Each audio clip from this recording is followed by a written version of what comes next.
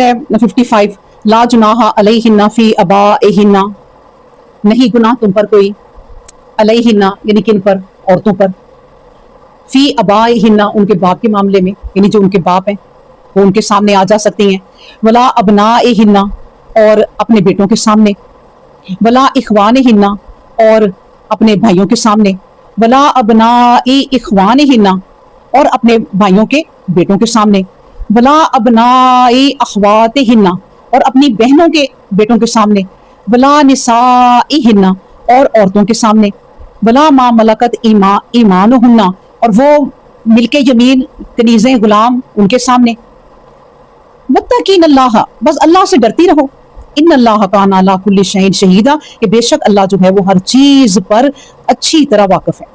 اب دیکھیں یہ سارے رشتے بتا دیے کہ یہ رشتے ہیں جن کے سامنے تم آ جا سکتی ہو، ان کے اپنے باپوں کے سامنے، بھائیوں کے سامنے، ان کے بیٹوں کے سامنے، یہاں تک کہ اللہ نے بتا دیا کہ جو گھر میں تمہاری کام کرنے والی عورتیں ہیں ان کے سامنے بھی، تاکہ تمہاری زندگی ایزی ہو، اور ملک یمین جو تم نے غلام رکھی ہوئی ہیں عورتیں ان کے سامنے بھی۔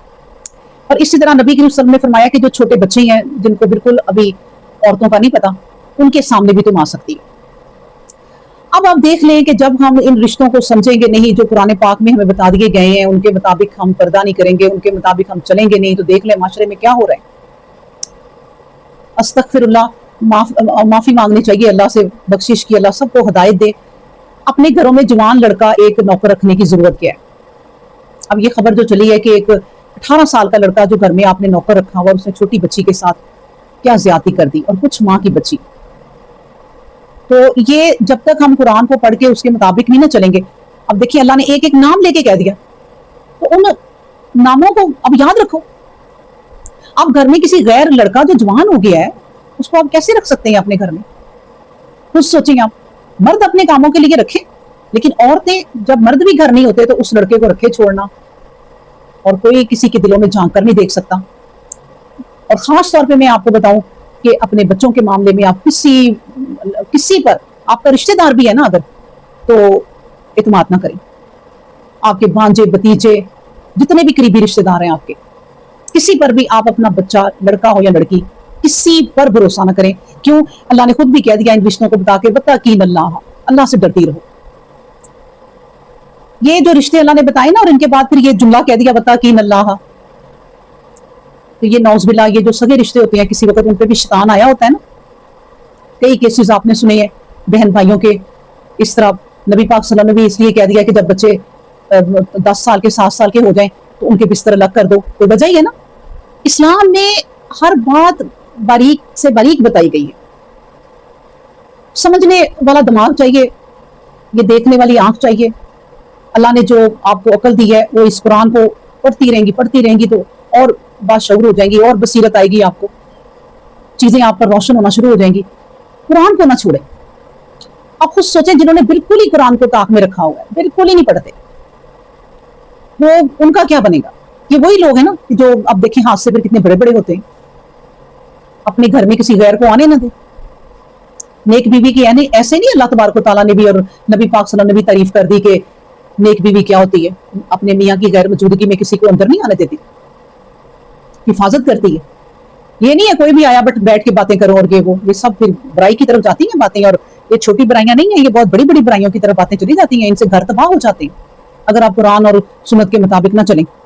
تو اس لیے یہ چاہے بھائی ہیں، بیٹے ہیں، دیور ہیں، آپ کے رشتہ دار ہیں، چچا کے بیٹے ہیں، پھوپھیوں کے بیٹے ہیں، بھانجے بتیجے جو بھی ہیں، اب اللہ سے ڈرو، واتقین اللہ، ہر معاملے میں اللہ سے ڈرو اور پرہیزگاری سے ملو، خود بھی اور اپنے بچوں کو کبھی ان لوگوں کے سہارے مت چھوڑو، کیونکہ اللہ نے تمہیں عقل دی ہے تو وہ استعمال کرو۔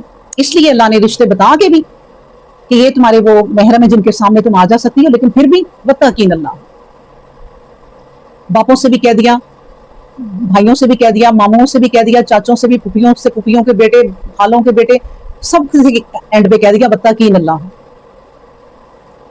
کہ ان کے معاملے میں بھی اللہ سے ڈرتی رہو، ان کے سامنے بھی اتنا کھل کھلا کے مذاق نہیں کرنے اور ایسے نہیں بیٹھنا، کھل کھلا کے ہر معاملے میں واتقین اللہ، اللہ سے ڈرو۔ کیوں؟ ان اللہ کان علی کل شیء شہیدا، کیونکہ اللہ ہر وقت تو حاضر ہے ہر چیز پر۔ تم کیا سمجھتی ہو کہ وہ حاضر نہیں ہے؟ نبی پاک صلی اللہ علیہ وسلم نے فرمایا کہ جب انسان اکیلا ہوتا ہے نا تو دوسرا اس کے ساتھ اللہ ہوتا ہے، اور جب انسان دو ہوتے ہیں نا بیٹھ کے کوئی فضول بات اگر کریں تو اللہ سے ڈریں، تیسرا اللہ ہے، اور جب تین ہوتی ہے نا تو چوتھا اللہ ہے، ہر ایک کے ساتھ اگلا اللہ ہے۔ تو اس لیے ڈرو کوئی بات کرتے ہوئے بھی کہ اللہ ہمارے ساتھ ہے ہر وقت، وہ کیا ہے، کل شیء شہید، اللہ کل شیء شہید، ہر چیز پر وہ حاضر ہے، یہاں تک کہ اس نے تمہارے قدموں کے نشان لکھے ہوئے ہیں، وہ تمہارے قدموں کے نشان بتا دے کہ یہ والے جو تمہارے قدم چلے ہیں نا، کہ برائی کی طرف کتنے چلے ہیں اور اچھائی کی طرف کتنے چلے ہیں۔ اسی طرح وہ تمہارے سینوں کے حال بتا دے گا، دلوں کے حال بتا دے گا کہ تم کیا سوچتے رہتے تھے سارا دن، کیا ایک دوسرے کے متعلق پلاننگ کرتے رہتے تھے، سب وہ دلوں کے حال جانتا ہے۔ تنہائی میں انسان بیٹھا سوچتا ہے نا دل کے اندر بات، تو سوچے کہ اگلا میرے ساتھ اللہ بیٹھا ہو، تو اس لیے اپنی سوچوں کو بھی اچھا رکھو، اپنے دلوں کو پاک رکھو، اس لیے کہتے ہیں، اسی کو کہتے ہیں کہ اپنے نفس کا تزکیہ کرنا، اپنے نفس کو پاک رکھو ہر وقت، بغض سے، کینے سے، فساد سے، بری پلاننگ سے، ہر وقت دوسرے کے متعلق کوئی بری پلاننگ ہی سوچتی رہنا۔ اگر کوئی ایسا بندہ ہے بھی تو دوسرا اللہ پہ چھوڑے، اب جس نے اللہ پہ چھوڑا ہے اللہ اس کے ساتھ ہے، اللہ اس کو بھی دیکھ رہا ہے، اللہ اس کو بھی دیکھ رہا ہے، اللہ اکبر۔ پھر یہ رشتے بتا دیے، اور اب یہ آخری آج کی آیت پڑھتے ہیں کہ ان اللہ و ملائکاتہ، اب دیکھیں اس میں اللہ تبارک و تعالیٰ نے 56 میں کیا کہا ہے، سب سے پہلے اپنا نام لیا کہ ان اللہ، سنو اللہ خود، بے شک اللہ، اللہ خود بذات خود اللہ، پھر اللہ و ملائکاتہ، پھر اس کے فرشتے، سارے کے سارے فرشتے، پہلے آسمان کے، دوسرے، ساتوں آسمانوں کے فرشتے، چھوٹے بڑے فرشتے، بڑے سے بڑے عہدوں والے فرشتے، سب فرشتے، یہ سب فرشتے کیا کرتے ہیں، یصلون علی النبی، سنو وہ میرے نبی پر درود بھیجتے ہیں، اللہ خود بھی درود بھیجتا ہے اپنے نبی پر، اور اس کے فرشتے بھی سارے کے سارے درود بھیجتے ہیں۔ اللہ خود جو درود بھیجتا ہے وہ کیا ہے، وہ تو رحمت ہے، وہ اپنے نبی پر رحمتیں بھیج رہا ہے، اپنے نبی پر درود بھیج رہا ہے اللہ خود بھی، اور جو فرشتے درود بھیجتے ہیں وہ کیا ہے، وہ بخشش ہے، وہ استغفار ہے، وہ درود بھیجتے ہیں تو اس کا مطلب ہے اللہ اسے بخش دے، اللہ اس پہ رحم کر۔ نبی کریم صلی اللہ علیہ وآلہ وسلم نے فرمایا کہ جب انسان کوئی کسی کے لیے دعا کرتا ہے نا تو فرشتے اس کے لیے دعا کرتے ہیں۔ اب جن انسانوں کو یہ راز پتہ چل جائے نا، یہ اتنے پیارے پیارے راز کہ میں کسی کے لیے دعا کروں گا تو فرشتے میرے لیے دعا کریں گے، میری دعا بہتر ہے یا فرشتوں کی دعا بہتر ہے؟ تو کبھی نہیں چھوڑے گا کہ میں کسی کے لیے دعا نہ کروں۔ جب صبح نماز میں دعا کرو یا کسی بھی نماز میں دعا کرو تو سب کے لیے کرو، اللہ تمام مسلمانوں کو صحت تندرستی دے، ایمان دے، جو بیمار ہیں ان کو شفا دے دے، جو مسافر ہیں ان کو منزل مقصود تک پہنچا دے۔ آپ کو کیا پتا کون مسافر ہیں اور کس حال میں بیچارے ہیں، اللہ جانتا ہے، اور آپ نے ان کے لیے دعا کر دی ہے، پوری دنیا کے مسافروں کے لیے، یتیموں کے لیے، مسکینوں کے لیے، معذوروں کے لیے، بے بسوں کے لیے، جو بے بسی کی زندگی گزار رہے ہیں ان کے لیے۔ آپ اپنی دعا میں ان سب کو کہہ دیتے ہیں کہ اللہ ان سب کا بھلا کر، ان سب کی خیر کر۔ تو آپ کے لیے بھلا اور خیر کون مانتا ہے؟ فرشتے، وہ آپ کے لیے لگے ہوئے ہیں کہ اللہ اس پہ رحمت کر، اس کو بخش دے۔ یہ ہے درود فرشتوں کا۔ تو یہ درود نبی پر بھیجنا اتنا ضروری ہے کہ اللہ تبارک و تعالیٰ نے خود ہی کہہ دیا کہ میں خود درود بھیجتا ہوں اپنے نبی پر، اور میرے فرشتے بھی بھیجتے ہیں، اور دونوں بڑے بڑی ہستیوں کا بتا کے تو کیا کہا کہ یا ایھا الذین آمنوا، اے لوگوں جو ایمان لے آئے ہو، تمہارا ایمان نہیں پورا ہونا، تم جو ایمان لے آئے، صلو علیہ وسلموا تسلیما، تو میرے رسول پر درود بھیجو، پھر تمہارا ایمان مکمل ہوگا۔ جس کو اللہ پسند کرے اس کو تم بھی پسند کرو، تو یہ بہت ضروری ہے۔ نبی کریم صلی اللہ علیہ وسلم کے پاس ایک بندہ آیا تو اس نے کہا رضی اللہ عنہ کہ نبی کریم صلی اللہ علیہ وسلم میں آپ پر کتنا درود بھیجو، دن کا آدھا حصہ۔ نبی پاک صلی اللہ علیہ وسلم نے کہا تمہاری مرضی ہے، اس نے اور بڑھا دیا۔ نبی کریم صلی اللہ علیہ وسلم نے کہا تمہاری مرضی ہے، اس نے کہا اچھا اے اللہ کے نبی میں سارا وقت ہی آپ پر درود بھیجتا رہوں۔ تو نبی کریم صلی اللہ علیہ وسلم نے کہا کہ پھر تو تیری دنیا کے دکھ رنج غم تکلیفیں سب تجھ سے دور ہو جائیں گی۔ سبحان اللہ۔ عبد الرحمن بن عوف کہتے ہیں کہ میں نبی کریم صلی اللہ علیہ وسلم کے ساتھ تھا، تو نبی کریم صلی اللہ علیہ وسلم تھوڑی دور گئے تو سجدے میں پڑ گئے، تو میں ذرا پیچھے ہٹ کے کھڑا ہو گیا، اور نبی کریم صلی اللہ علیہ وسلم سجدے میں اتنا پڑے ہیں، اتنی دیر سجدے میں ہیں کہ میں ڈر گیا۔ وہ کہتے ہیں کہ میں قریب ہو کر غور سے نبی کریم صلی اللہ علیہ وسلم کو دیکھنے لگ گیا کہ وہ اللہ معاف کرے زندہ ہیں، روح تو نہیں قبض ہو گئی، اتنی دیر سجدہ کیا۔ تو پھر میں نے دیکھا، وہ کہتے ہیں کہ نبی کریم صلی اللہ علیہ وآلہ وسلم نے سر اٹھایا اور کہا کہ تم کیا دیکھ رہے ہو؟ انہوں نے کہا نبی کریم صلی اللہ علیہ وسلم آپ نے اتنا لمبا سجدہ کیا کہ میں تو ڈر گیا۔ تو انہوں نے کہا ہاں تم نے اچھا کیا کہ تم پیچھے ہٹ گئے، میرے پاس جبرائیل علیہ السلام آئے تھے اور انہوں نے مجھے ایک بہت بڑی خوشخبری سنائی ہے کہ اے نبی آپ پر جو درود بھیجے گا ایک بار اس پر 10 دفعہ رحمتیں ہوں گی۔ سبحان اللہ۔ تو آپ نبی کریم صلی اللہ علیہ وسلم نے یہ خوشخبری سب کو سنائی، اپنے سارے صحابہ کو سنائی کہ یہ جبریل علیہ السلام نے آ کر مجھے خوشخبری دی ہے، تو درود بھیجا کرو نبی کریم صلی اللہ علیہ وسلم پر، جتنا درود بھیج سکتے ہو بھیجو، یہ زندگی دوبارہ نہیں ملنی۔ اس زبان کی طاقت ہے نا آج، تو ذکر اذکار کرو، درود بھیجو۔ اس جسم میں طاقت ہے نا، ابھی صحت تندرستی ہے نا، تو سجدے کرو، نمازیں پڑھو، کوئی نماز قضا نہ کرو، چھوڑنی تو دور کی بات ہے۔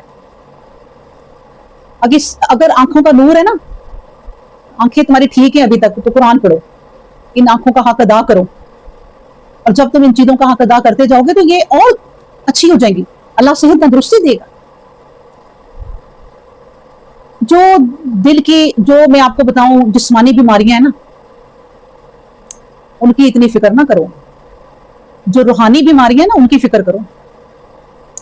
یہ دل بیمار نہ ہو جائے تو روحانی بیماریاں نظر ہی نہیں آتی، اور اپنی جسمانی بیماریوں کو ہم لے کے بیٹھے رہتے ہیں۔ اللہ سے دعا کرو کہ دل بیمار نہ ہو، اس دل پہ پردے نہ کہیں پڑ جائیں اور تمہیں پتہ ہی نہ چلے، اور دنیا کی زندگی میں اتنے مگن ہو جاؤ کہ دل پردوں سے بھر جائیں اور پتہ ہی نہ چلے۔ اس روحانی بیماریوں سے نجات مانگو اللہ سے، روح کی بیماری شفا مانگو اللہ سے کہ اللہ ہماری روح کو پاک رکھی۔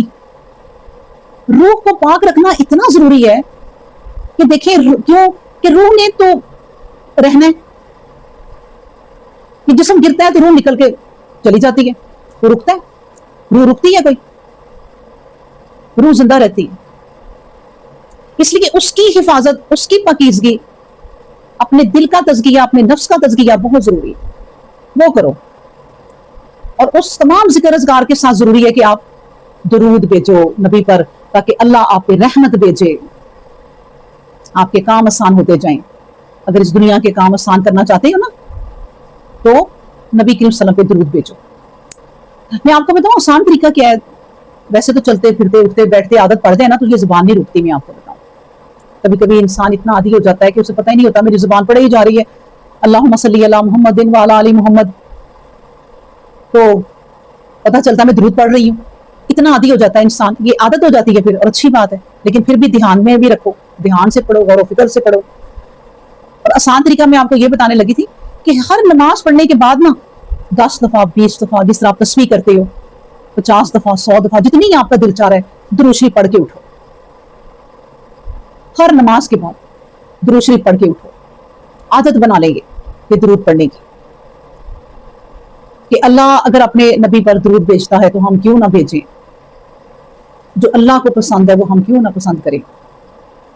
اور پھر اللہ تبارک و تعالیٰ نے یہ پیکیج ہی اتنا پیارا رکھا ہے، یہاں پر ایک چیز کے ساتھ ایک فری ملے نا تو دوڑیں لگ جاتی ہیں، خاص طور پہ عورتوں کی، کہ وہاں سیل لگی ہوئی ہے، چلو چلو چلو وہاں جا کے ایک سوٹ کے ساتھ ایک فری مل رہا ہے، یا بالکل 75% آف ہو گیا ہے، اتنی سستی سیل لگی ہوئی ہے، لوٹ لو جا کے۔ تو بھائی یہ پیکیج دیکھیں آپ، اللہ تبارک و تعالیٰ نے بھی سیل لگائی ہوئی ہے، زبردست سیل لگائی ہوئی ہے۔ ایک دفعہ درود بھیجے گا نا تو 10 دفعہ رحمت ہوگی، 10 دفعہ۔ سوچیں آپ ایک دن میں 10 رحمتیں اللہ تبارک و تعالیٰ کی کوئی آ جائیں تو انسان کی کیا زندگی ہوگی۔ اتنا پیارا پیکیج کوئی ہے تو لو بھائی، آگے بڑھ کے لو۔ یہاں تو دوڑے لگا دیتے ہو شاپنگ کے لیے، تو درود کے لیے دوڑے لگاؤ، دوڑے لگاؤ۔ یہی کام آنا ہے, یہ ذکر اذکار ہی کام آنے, صبح کے ذکر, شام کے ذکر, ہر نماز کے بعد ذکر اذکار, ہر نماز کے بعد درود, پھر چلتے پھرتے درود. جب نبی کریم صلی اللہ علیہ وسلم نے کہہ ہی دیا کہ بھائی اگر اس کو اپنا ہی لوگے تو دنیا کے غم, رنج, درد, دکھ, تکلیفیں دور کرنا اللہ کا کام ہے. تمہیں کیا ضرورت پڑی ہے پھر؟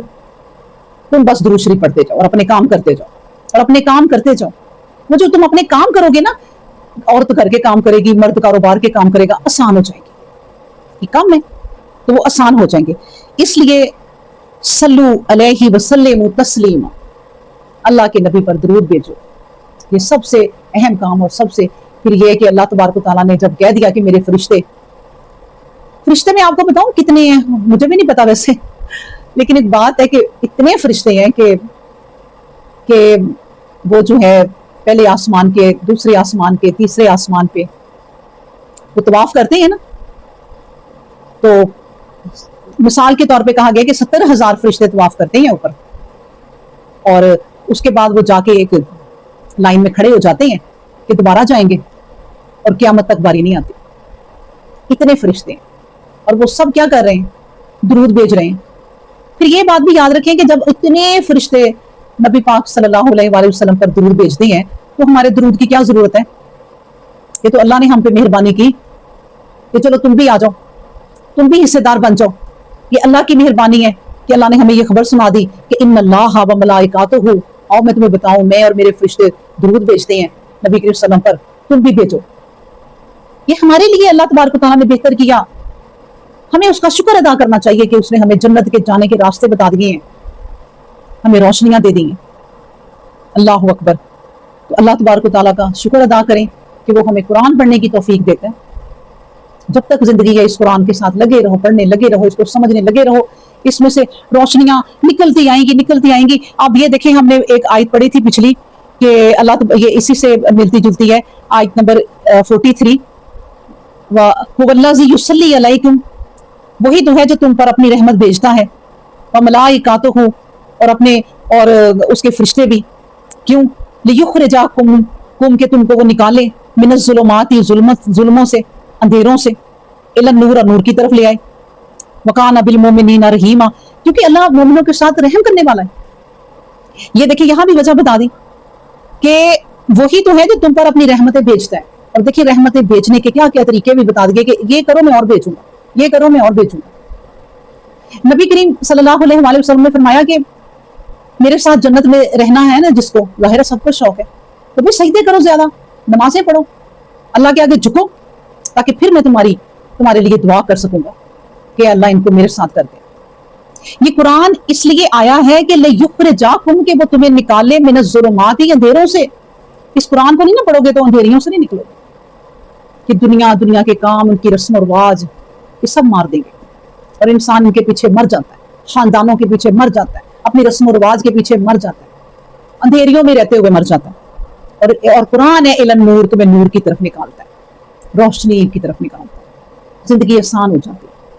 یہ لائٹ جاتی ہے کیسے اندھیروں میں بھٹکتے پھرتے ہو, جب تک یہ موبائل ہاتھ میں نہ آ جائے, کوئی ٹارچ ہاتھ میں نہ آ جائے تو کچھ نظر ہی نہیں آتا.